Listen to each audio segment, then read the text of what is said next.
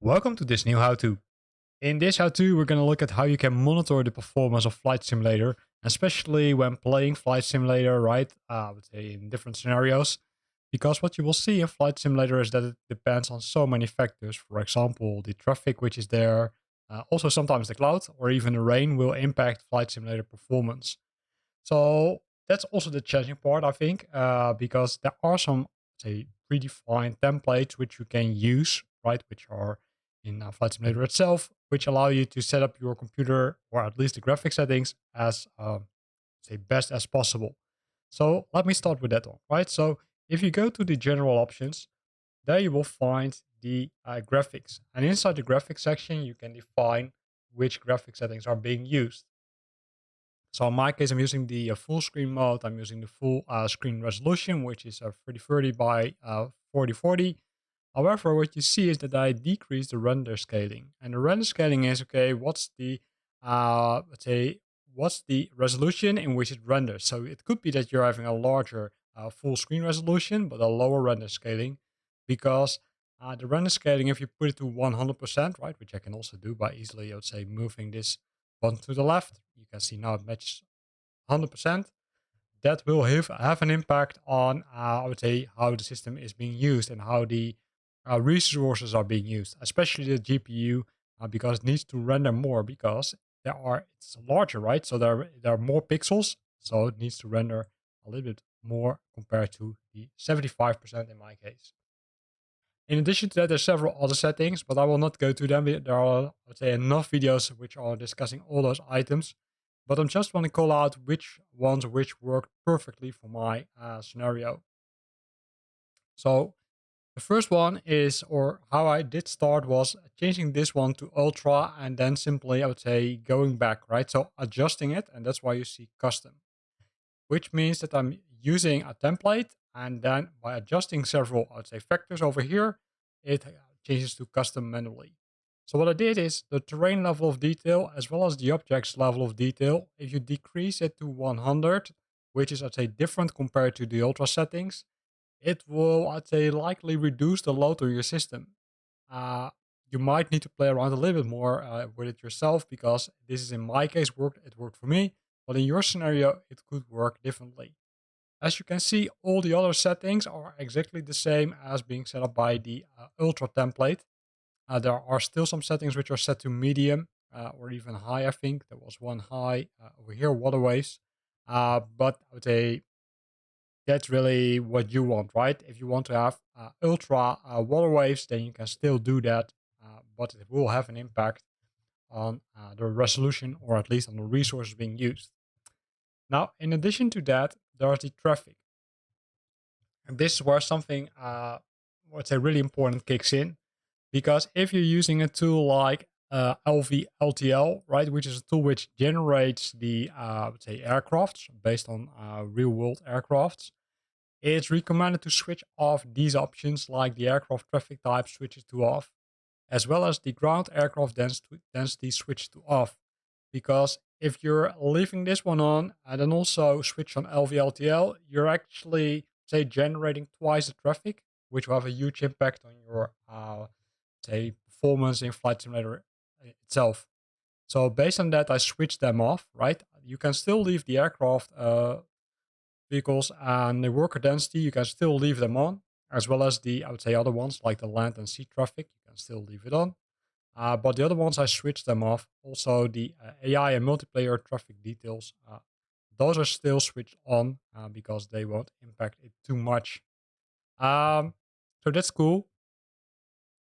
So with that said, right, if you want to add more aircrafts, then you need to modify the LVLTL settings or the third-party settings of the third-party tuning you're using to generate the AI traffic. Now, if we monitor the performance of Flight Simulator 2020, we of course can use the built-in tool, right? So if we go to developers, we can switch on the developer mode and then hit apply and save, and then go back. And then if we zoom into this part, right, if we go to debug, there you will find the display FPS, which stands for frames per second. If we enable it, we need to go to the right because I'd say the position you can't change it. It will show me the actual frames per second. It will show me the screen resolution before and after, and then the render resolution, as well as then the different cycles, right? You can see the main thread, which is out mainly the CPU, but it's also being manipulated by the GPU. You can see the render thread, the manipulators, the current, the GT draw, the current GT UI thread, as well as the GPU. In most cases, you will see yellow or even red signs in the main thread and in the GPU. So in my case, I'm seeing that the GPU currently, while showing this simple menu, is let's say causing the delay, right? It's 50 frames per second, so it's not too bad. But if we're looking at this, you can see that this one is set to 90.9, while the main thread is set to 15. Now, I would say, zooming in again, you will see also that in this scenario, I'm using DirectX number 12, and it's limited by GPU. So it will also tell you which component is the bottleneck currently. Having a look at the bottom part, right, you can see that the CPU memory is, I would say, is enough. And the GPU memory, it's, I would say, fairly low being used, although it only has, I would say, between 7 and 8 gigs of memory on the GPU card. So that's something to keep in mind. So scrolling, or zooming out again, there you will see that this works perfectly. But let me change, I would say, if I change the position of the, in this case, the camera, you will see that it will change, right? So it will change. And if you're lucky, if you go inside the aircraft, it will even become better. But currently, based on this, you will say, okay, hey, GPU. But in this scenario now, the main thread will start causing the issue. So if you're going higher, where you see more details, like more clouds, but also more scenery, you will see that the GPU will start to, I would say, cause more issues. While if you're lower, where you don't see that much changes, you will see that the main thread will cause the issue. So likely CPU in combination with the GPU are causing the issues. Ideally, you want to have both of them in the green area, green zone, right? Because then you're, say, optimal using it. But I'm using in this case the frames per second as a guideline to see, okay, how well it's performing. Does it tell anything about the stuttering which happens? Yes, because if stuttering happens, right, if it freezes and then releases again, maybe you've experienced it, the velocity of the frames per second will decrease. Now, if you go inside the aircraft, you will see that the frames per second sometimes drops and then starts to increase again. In this scenario, it still stays, I would say, pretty stable. Still mainly affected by the main thread, which means the CPU. And if you, as you can see, everything is off. Now, if you switch on the aircraft, you will also have, of course, all those nice screens. Those nice screens are required to be updated, right? That will cost you resources and could cause that the performance is impacted a bit. Also, that varies per aircraft, right? So the third-party ones might be a little bit more heavy because they've got more functionality compared to the default ones, which are in Flight Simulator itself. But hey, I would say find a balance between that, and then you perfectly can do it. In my case, I'm using an AMD 3700X in combination with an Nvidia, what was it, 2070 super card, which only has 8 gigs of memory. And I would say for most of the scenarios that works perfect. However, I tweaked a lot, right, as you could see, and I played a lot with those settings to make sure that I've got the optimal performance. Now, this is all nice, right? So you can use the built-in tool, but there's one huge, I would say, issue with this tool. And the issue with this tool is that if you really want to monitor your frames per second and still record your, I'd say, flight track, then this tool isn't suitable. The reason for that is if you're using this tool, it will not track your progress or your, I would say, your flight, which will likely, or which not will likely, it will cause that if you look at the content in your profile, right, in your logbook, you won't see the flight being tracked correctly. So that's one, I'd say, point where I say, okay, hey, this tool might not be as suitable as you expected, although it will give you, I'd say, already great information based on this. So you can use it, let's say, while doing the, say, first adjustments, right, to see what's the performance impact. But after that, it might be better to switch to a third-party tool. And that's what we're also going to do for the rest of this video. So we're going to look at a few another tools. We're going to look at the Microsoft one, which is the game bar. We're going to look at the Nvidia one, which is another one. We're going to look at the MSI Afterburner. That's a tool which requires, I'd say, another piece of software also. And then as last one, we're going to look at the Ford tool. However, that Ford tool is not that good and is a really, really old one. So let's jump to the first one. So the first tool we're going to have a look at is the game bar, right? So simply pressing the start key, and then you can find the game bar over here.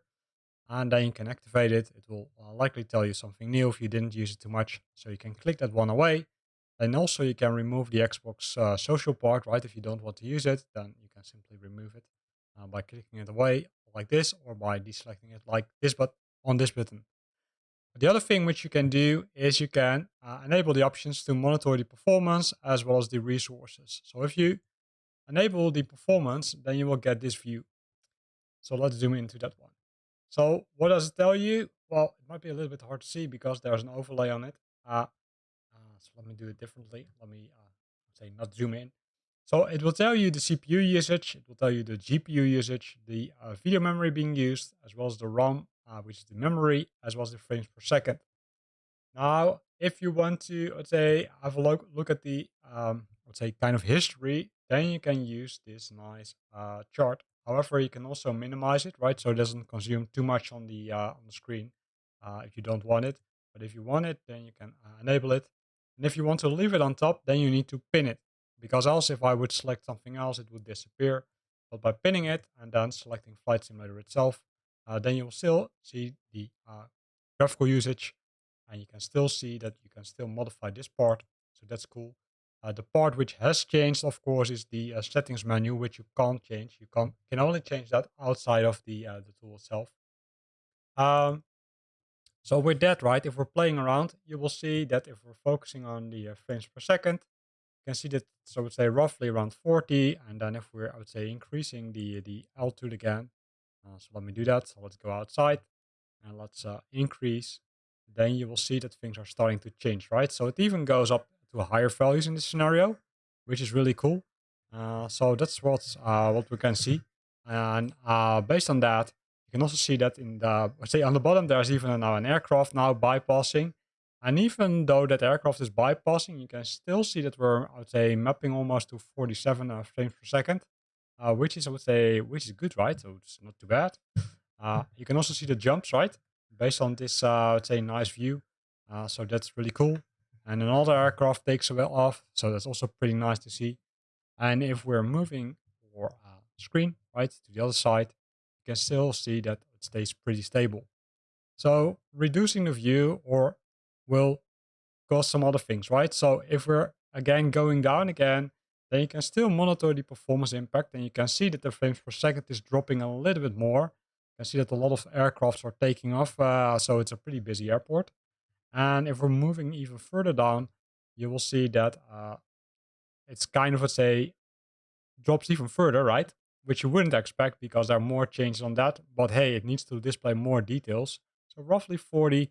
And here you can still see that the GPU is being used a lot, as well as the VRAM, which is, I would say, also being used a lot. So that's the impact it has, right? And you can still monitor it nicely using this tool while looking at the other aircraft taking off. Going inside the aircraft, you will see that it sometimes drops further, right? That's what I already explained earlier in this video.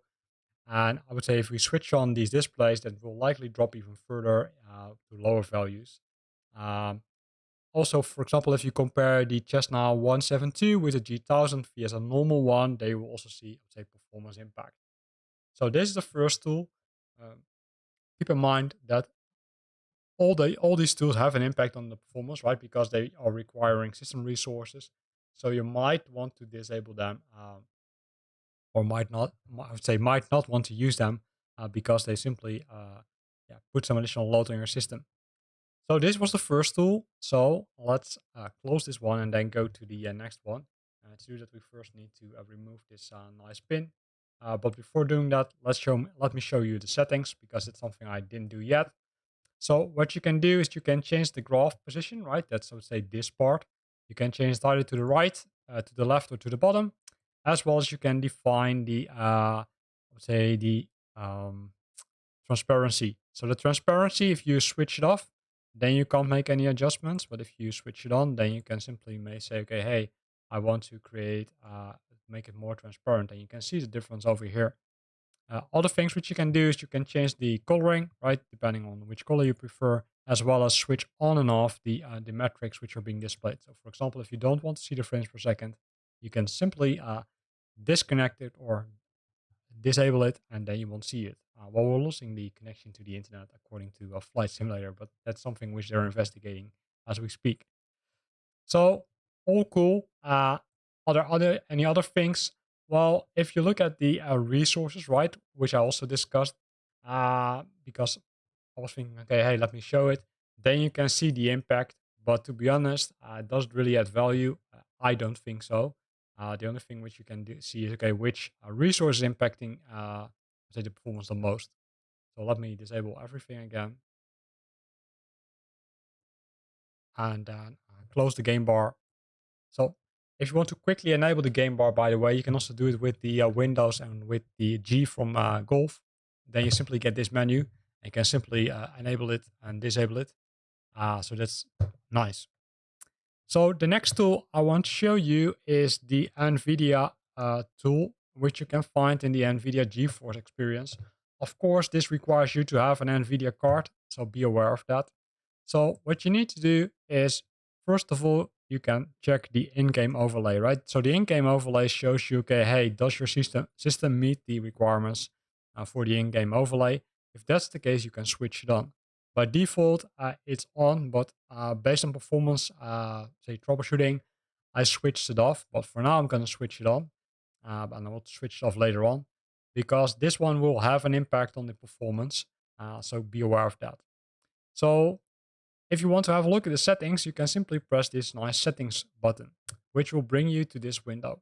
And this window, I'd say, kind of looks, say, pretty cool, right? And you might think, okay, hey, it might be under performance, but actually it's not under performance. What you need to do is you need to go to the HUD layout, and inside the HUD layout, you will find the performance.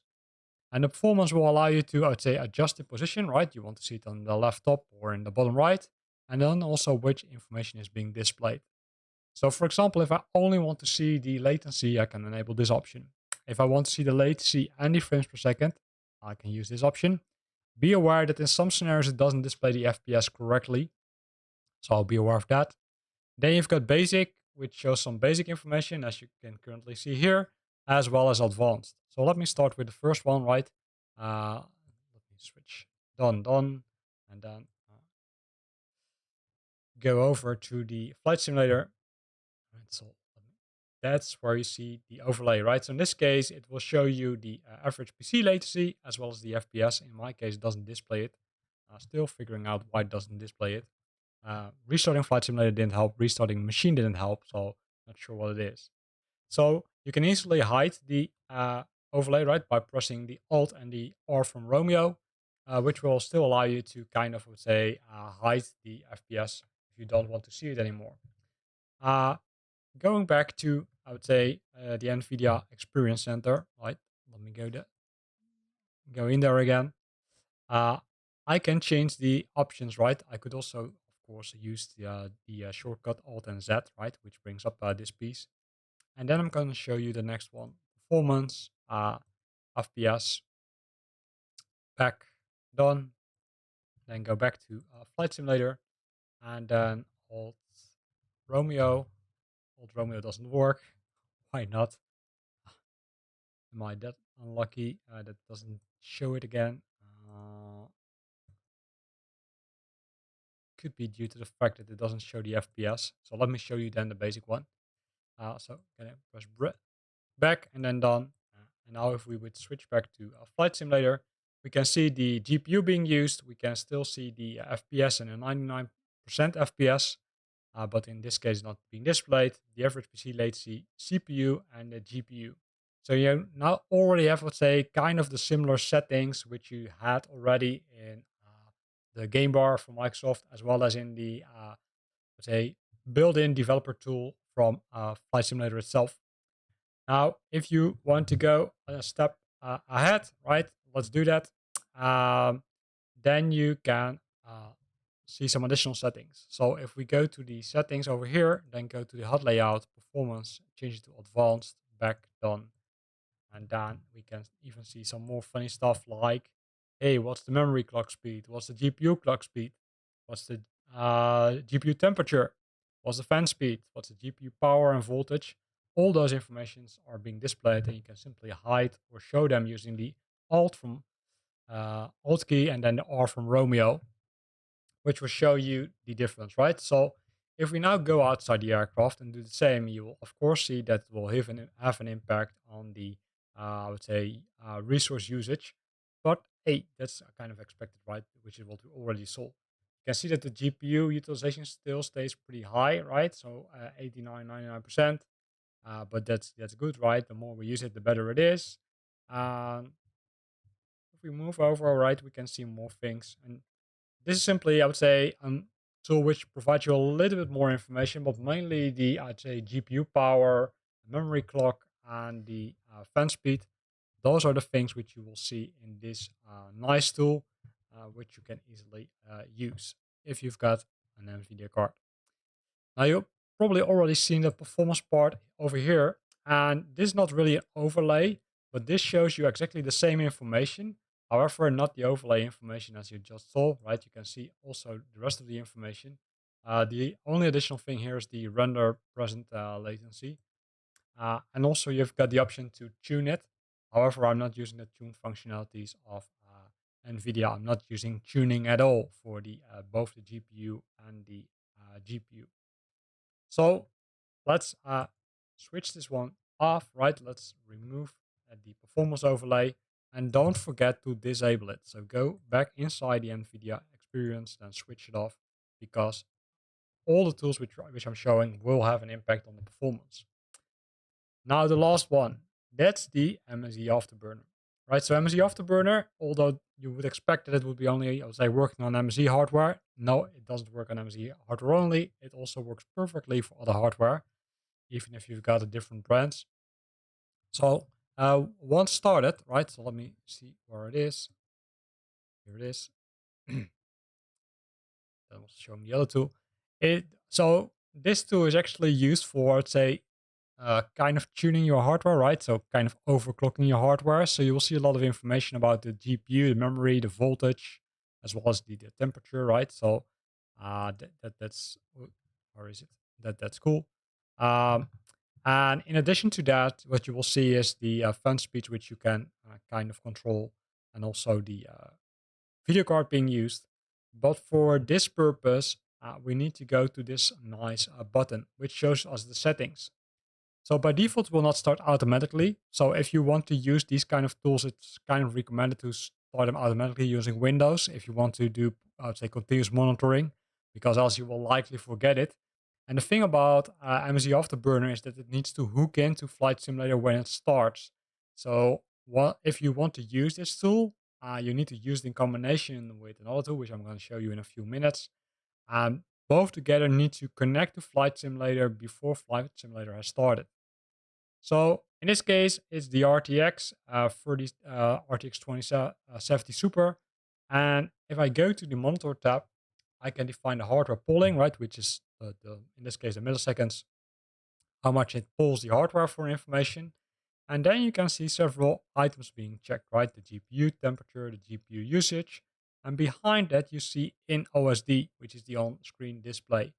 And that is being, let's say, shown because there's a check mark in here.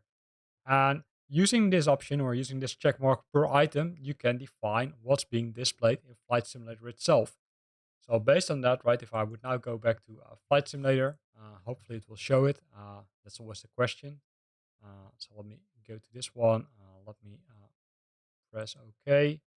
And then minimize this one. And then see if it runs. In some cases it doesn't run, right? So then we need to do some tweaking. I do think that I know why, because we zoomed in. So if I now zoom to the bottom left, or to the top left, sorry, you can see the GPU temperature, You can see the GPU usage, the memory utilization, CPU utilization, as well as the frames per second. Now, the cool thing about this is that this is, I would say, completely configurable, right? So if we go back to the tool, doing it like this, show, and then if I zoom into this so you can all see it, I can say, okay, hey, monitor, and then I want to see the GPU temperature, but in this case, I want to see also the graph. So I'm going to change it to text and graph, and if I now hit apply and then scroll to the top left, you can see that the GPU temperature is now also shown as a graph, so you can look at the trending information. This is, I would say, mainly useful when you're tweaking a lot with the settings, because then you can see the impact on the setting, because then you don't have to write down each number every time, right? You can simply look at this, and based on that, you can say decide, hey, is this a good change, or is this change not really good? And then I would say either left or leave that setting in place, or remove that setting.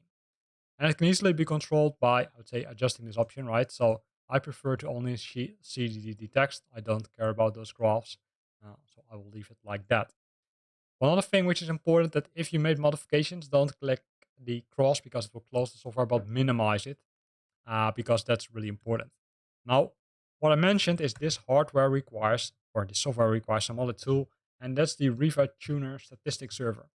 Uh, so this tool allows you to show really the data in the top left. So if you only have the MSI Afterburner, you likely don't see anything because it depends on the Riva tuner, and that's this one. So zooming into the tool. So as you can see, I'm starting it automatically, but I also enable the show on-screen display. It's over here, but also the on-screen display support needs to switch on here, as well as I would say the shadow. That one is optional. You don't really need it, but this worked for me. In addition to that, I changed the application level to high, which makes sure that it can, I would say, quickly connect to the tool and connect to the application. So this is what I changed over here. And then you can see, okay, hey, you can adjust the window from here. You can change the positions over here using these nice options. Other than that, there's not much which you can configure besides adding additional plugins, as well as using some predefined, I would say, user interfaces with multiple languages if you want to do that. But overall, it doesn't require any additional option to be activated. And I would say this one is, I would say, it's for me, it's working perfectly, right? It shows me or almost the same information. The only information that doesn't show is, okay, hey, which component is causing the throttling in Flight Simulator? But it gives me a good idea about the frames per second, about the CPU usage, as well as the GPU usage. Now there's one other tool, and to be honest, I installed that tool, but I looked at it and I decided to remove it. But let me quickly show you the one. So I will likely need to install it again. As I mentioned, I removed it.